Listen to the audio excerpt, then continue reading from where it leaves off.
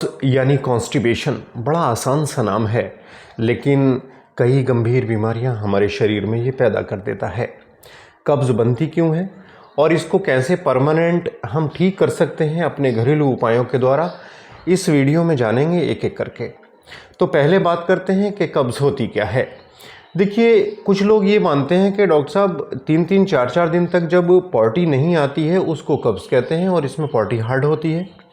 लेकिन कब्ज़ की अलग अलग कब्ज़ को वर्गीकृत किया गया है, जैसे कि दिन में 4 से 5 बार भी हम थोड़ी थोड़ी पॉटी जाते हैं, एक बार में पेट साफ़ नहीं होता, इसको भी कब्ज़ की ही श्रेणी में रखा जाता है। और हम सुबह को फ्रेश होने जाते हैं और पॉटी पूरी नहीं आ पाती, एक बार में पेट साफ़ नहीं होता, अगली सुबह जाएंगे लेकिन एक बार में पेट साफ़ नहीं होगा, ऐसा लगा रहेगा कि पेट साफ़ नहीं हुआ, कुछ पेट में रह गया है, मन अब हमारा वहीं पर लगा हुआ है, मतलब पूरा ध्यान हमारा पेट पर ही है कि पेट साफ़ नहीं हुआ, इस वजह से किसी काम में मन भी नहीं लगता। इसको भी कब्ज़ की ही सीरीज़ में रखा जाता है।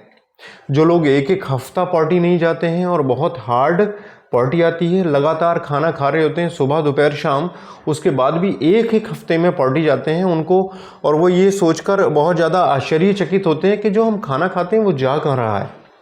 कुछ लोग ये कहते हैं कई कई दिन में हम पॉटी जाते हैं वो कब्ज़ कहलाता है, ऐसा नहीं है। दिन में अगर 4 से 5 बार जाते हैं वो भी कब्ज़ है, 24 घंटे में एक बार जाते हैं और पेट साफ़ नहीं होता है वो भी कब्ज़ है, और अगर कई कई दिन में जाते हैं पॉटी हार्ड होती है वो भी कब्ज़ की ही सीरीज़ में रखा जाता है। अब मैं आपको ये बताऊंगा कि ये कब्ज़ पैदा क्यों हो जाती है।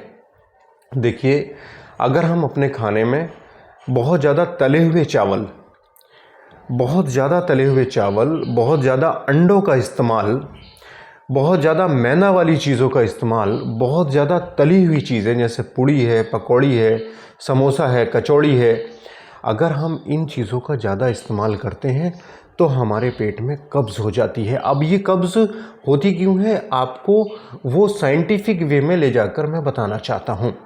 देखिए, चावल जब तल जाता है, जब हम चावल को भंगार कर या उसको फ्राई करके बनाते हैं, जैसे तायरी है, जैसे वेज पुलाव है, बहुत ज़्यादा इसमें ऑयल डाला जाता है, तो चावल की जो प्रकृति होती है वो बहुत ज़्यादा एसिडिक नेचर की हो जाती है।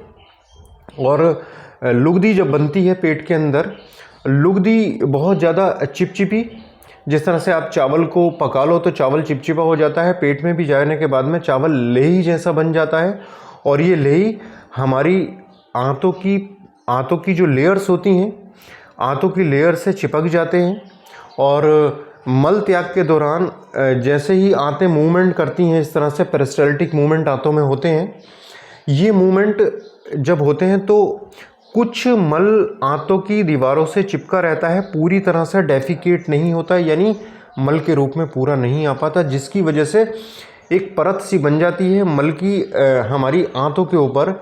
और उस वजह से क्या होता है कि जो चीज़ हम खाते हैं वो प्रॉपर एब्जॉर्ब नहीं हो पाती, और प्रॉपर एब्जॉर्ब नहीं होने की वजह से क्या होता है कि जो प्रॉपर न्यूट्रिएंट्स हमारे शरीर को मिलने चाहिए वो नहीं मिलते हैं, और पेट में गैस जैसी समस्याएं, एसिडिटी जैसी समस्याएं और एक अनईजीनेस जैसी समस्याएं बनी रहती हैं।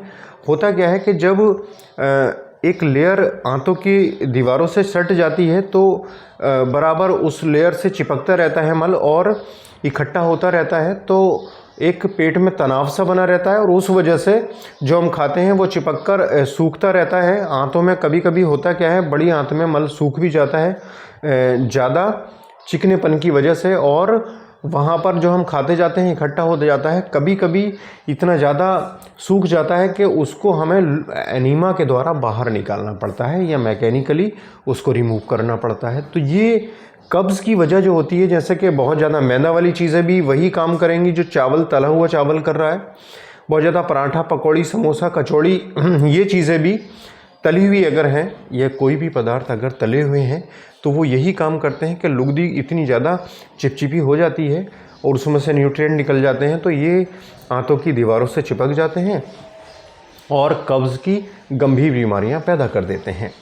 अब होता क्या है, जब हम बहुत ज़्यादा ये तले हुए मसालेदार ऑयली चीज़ें लगातार अपने खाने में बनाए रखते हैं, इससे एक नुकसान और होता है कि हमारी जो लीवर की फंक्शनिंग है, यानी लीवर पर एक्स्ट्रा फैट जमा होने लगती है और इस वजह से लीवर फैटी हो जाता है और जो हॉर्मोन्स हमारे शरीर में खून की बारीक नलियों को ओपन करने का काम करते हैं, अब वो प्रॉपर ओपन नहीं कर पाते, जिस वजह से होता ये है कि इरेक्टाइल डिस्फंक्शन जैसी समस्याएं पैदा होने लगती हैं।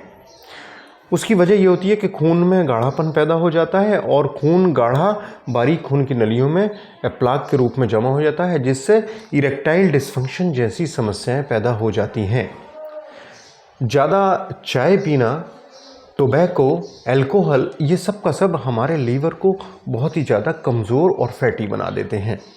तो अगर हम अपने लीवर को अच्छा रखना चाहते हैं तो हमें अपने खाने में ज़्यादा से ज़्यादा ऐसी डाइट यूज़ करनी है जिसमें बहुत ज़्यादा फाइबर हो। फाइबर का काम ये होता है, आपने देखा होगा जब आप एक संतरा ले लो, संतरे को आप निचोड़ोगे तो उसका रस निकल आएगा और उसमें बहुत सारा जो एक रफाज होगा, भूसा, वो बच जाएगा।